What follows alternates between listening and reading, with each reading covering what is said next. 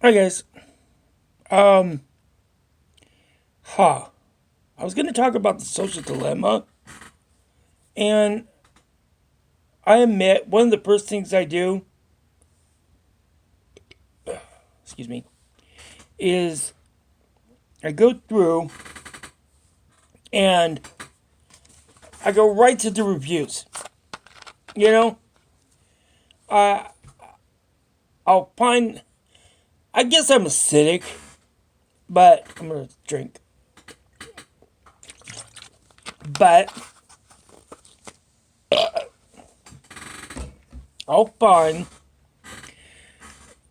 whatever it is, and I'll try to find a 1-star review for it. And I think it gives you an honest idea of what it's about. And it's like you don't know you're not being manipulated with obfuscations and opinions and uh, denials. Are you getting the opinion you deserve? Or, like they say, are you getting the opinion that they think you want? That's pretty bad. Because, well, I don't know. I mean, there's so many aspects to that.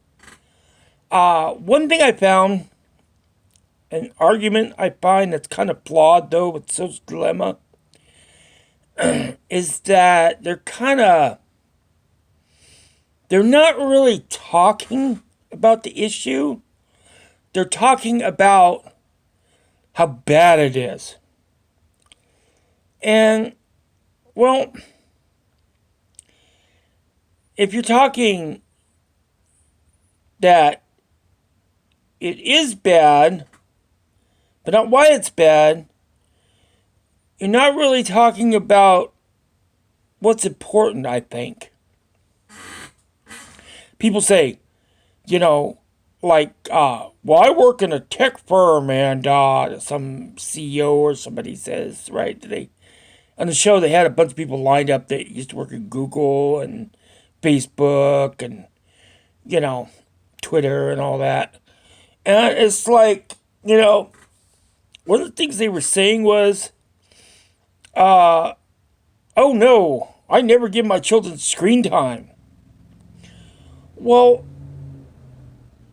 I mean, they're I think it's a chicken little fallacy. And I think part of it's just fear, scared. Uh Not that they're Luddites, but they're uncomfortable with what may be a difference, not just a problem. I mean, we're told to freaking, be progressive, accept the freaking new norm. I mean, it's like, uh, three-headed tranny and stuff, and it's like, each of different ethnicities, and saying, you better freaking respect our values, oh my God, he said tranny. Oh, he's problematic. But, you know, but that's an issue of that. And it's like, because, we're supposed to expect all these values, but no one really knows what to make of the technological influences. We all heard the story of frigging the boomer going, oh, that damn rock and roll music. Oh, that's so bad. But, we're just like, you know, then and there's other things like miscegenation, or interracial relationships that we call them now. I my first girlfriend was Chinese. I did not mind. I did not care. I liked it. But I don't think I was a fetish either. At best a preference. Um, So, and it's like, it was at best a preference, and it just shows that you go ahead and you, what's the right word? You accept things that are new, but they become non-issues. I hate to say it, but I was very much anti-gay, Hell, I'm gonna be bisexual myself. God knows I flirt with enough guys online, you know. And don't ask me the cognizance of that because, I don't know. Maybe it's not real because it's just on screen. I don't know. You know what I mean? I never had to put up, but I have a lot of opinions, about that. And it's like, I see things and it's like, wait a minute, no, that's screwy. This social justice and stuff and everything. And it's like, but the point is that what I was getting at was that gay marriage, is it really an issue anymore? No one cares. Oh my God, gay marriage, gay marriage. Gay marriage is legal. Oh, okay. What are we going to talk about now? Immigration. Oh my God, oh my God. Oh, no, no, the pandemic. How the fuck can they argue about a pandemic? I'm sorry, I'm not liberal. Well, maybe I am a liberal. Maybe I'm just a bigoted liberal. I don't know. But I fall on the side of the freaking doctors, I mean, reason is reason, right? They got doctors doing TikTok videos because no one goes to the hospitals. Man, seeing those people on those respirators, man, I do not want to go there. I mean, I almost died in 2012, I was on one of those damn things. Ugh. You know what I mean? I didn't think I was coming back. In 2016, I didn't know either. I would strike one, strike two, going down. I don't want to be going down for the third time.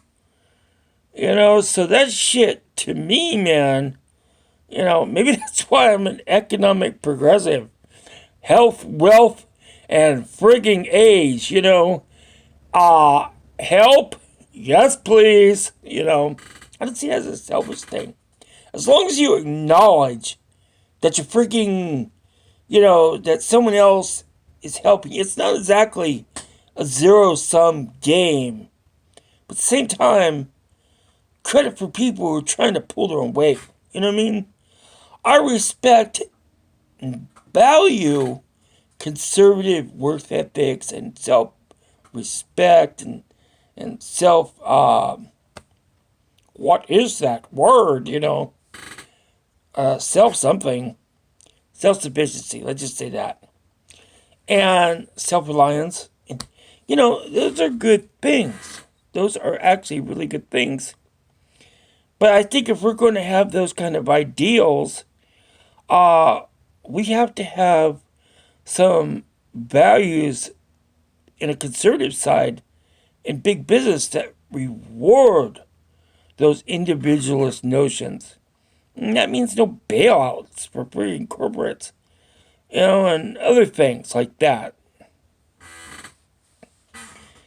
And that's what we're getting is this issue partly with big tech. It's becoming apparent through how it not only is big business affecting our society and our laws and our culture, but now big tech is. You know, they got a cultural monopoly, and that's really bad. Because, I'm going to get back to why the screen time on kids, right? Let me get back to that in a second. But the thing is about big tech is that, we've seen these problems, right? But when it comes down to the line, they're a company, they're a corporation. As much as they're progressive in their voice, they're like Hollywood movies. They are selling one thing, but they're selling it for cash. They're buying in on another. Ain't gonna nobody let the shekels friggin' loose from their fingers. That gold pressed platinum doesn't come cheap, You know what I mean? And it's like, okay. So, in a way, that's also a problem because what we're talking about is freaking scarcity. And I know it's a post-scarcity futurist. I always say, I'm a post-scarcity futurist. I'm a post-scarcity futurist. Well, what I believe is that there can only be a near post-scarcity futurist because human beings tend to friggin' game the system. And what will happen is that when you get something, somebody will always have more. They will find a way to monopolize. And with scarcity, there's like 6 types of scarcity, maybe more, but there's like various resources like land, water, food, energy, I don't know, materials, and information technology. Information and technology. And it's like that's becoming a issue because we're becoming more dependent on the information as it influences our technology and how that builds on a oil-based society, a resource, mechanical power, because we could do anything we could do with the population we have with freaking anything but mechanical energy. And right now, and probably for a long time, and with realities of energy that comes from oil. And that's an issue too, right? But the point is that when these things become dependent upon them, not just dependent because we have a choice, but forced dependence because we can't go back to another situation or we would just refuse to. If you've got a lawnmower, are you going to mow your lawn with a sickle? Are you going to bother to tend goats and take them around or have friggin' a commune where you could put out goats in your yard and have them eat it every once in a while? No, you're not, are you?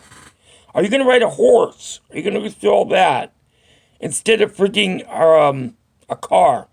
No, because it's more efficient, even if it's more problems. And that's what we're seeing with our information, our big technology. And that's an issue. And I think it does have an influence on you too. When around 95, I was 30. Around there, no, about 2000, I was 30. I'm 53. I'm sure somebody could do the math better than me, right? But the point was, fuck. Hold on, I'm sorry. Let me pause you. Fucking political ad. See, this is bullshit. Hello? Hello? Hi, can I help you? Yeah, this is Preston, American Police Officers Alliance. I just wanted to call out today, remind everyone they're kicking off their new campaign for this year. And I'm sure you've heard it's been an awful time for the officers. So they're going to be supporting efforts to elect lawmakers to advocate to fight for those who protect our nation's citizens. If we were to send you a support envelope in the mail, can the officers count on you to return a one-time donation for the drive? Well, I'm currently on a fixed income, but I send you my best, and thank you for your service.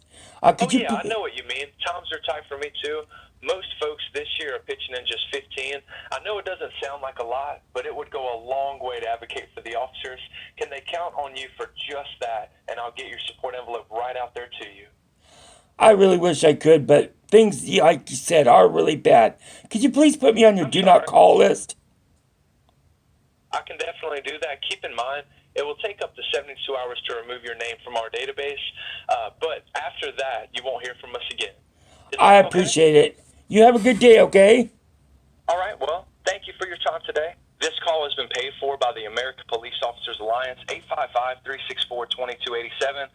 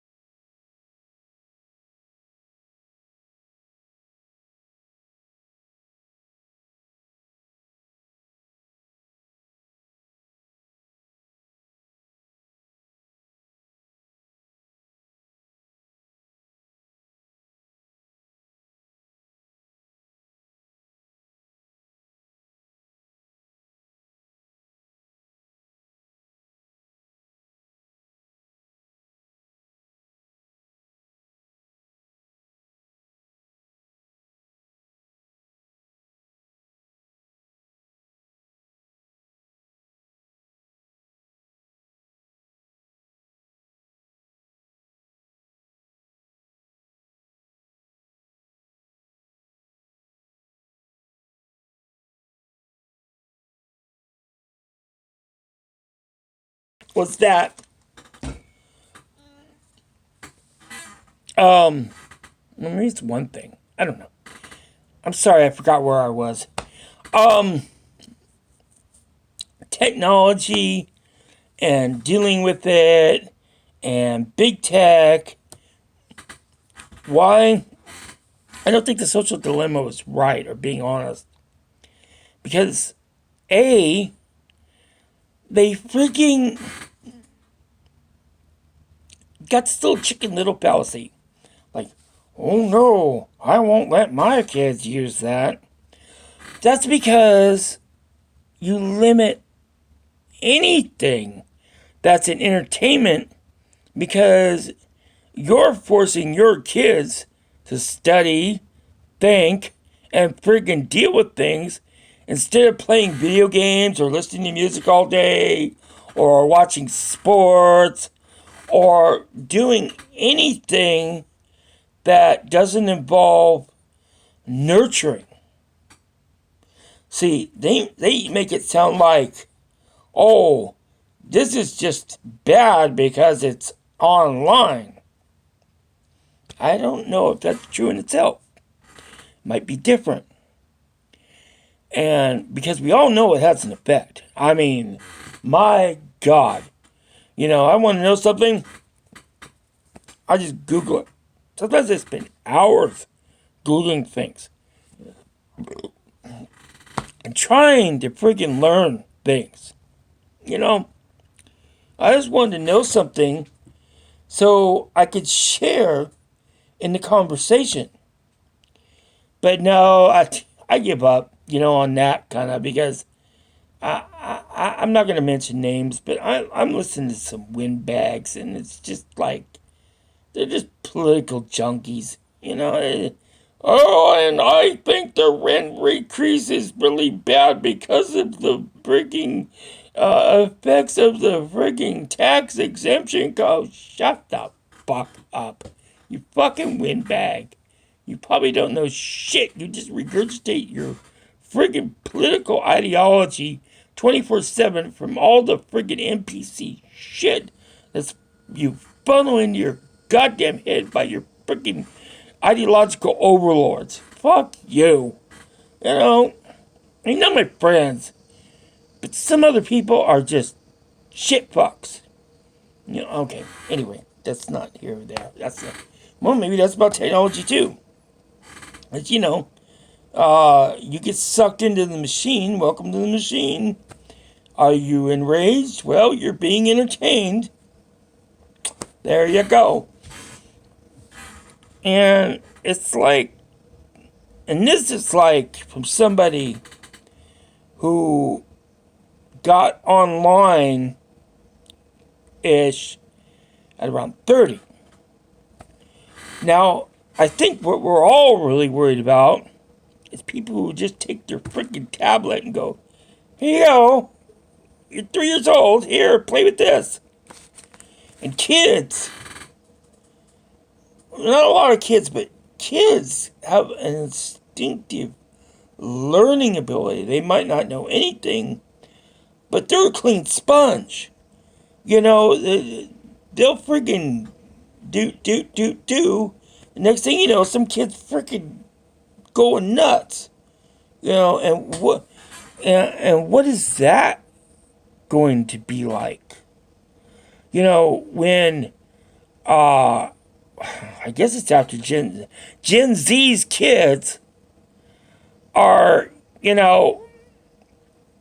grew up with tablets in their hands from birth. Never knowing anything but digitality. Digitality. I gotta write that. And it's like, wait a minute. Now, it might affect someone like me. Might affect someone. It will increasingly affect more and more people profoundly. The younger and younger they are exposed to it. I mean, that is an issue. My God, man, they better not ever develop freaking neural technology. Oh my God.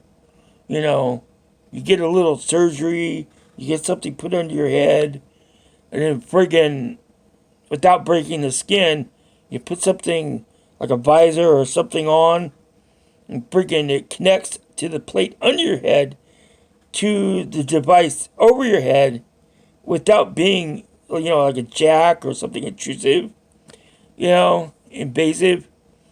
And wow. And you're Johnny Mnemonic, Welcome to the Matrix of the mind. Oh, man, Jesus Christ, I mean, whew. And that's not just a joke. At least, if not direct mental image idea interface, things like freaking ideas, things like controlling things, like a cursor or a mouse or a keyboard. Could you imagine? Already TVs don't have knobs. Could you imagine if computers and screens didn't have buttons? Didn't need buttons? You don't even have to say verbally. You just look at it, you know. You might say it to think it because it helps. But, you know, computer on. You know, what's happening with Waldorf? You know, oh, what's the breaking news? You know, oh, let me see my alert. You know, all that. You know, look how much screen time we do have. And I swear to God, people make freaking lowly videos, and I don't know what I'm doing with this freaking 30 minutes shit. I'm sorry. But yeah, I don't think the social dilemma is getting it exactly right. There's more to it. A lot more. So, let's have fun with our digitality, huh? While we can. Alright. Digitality.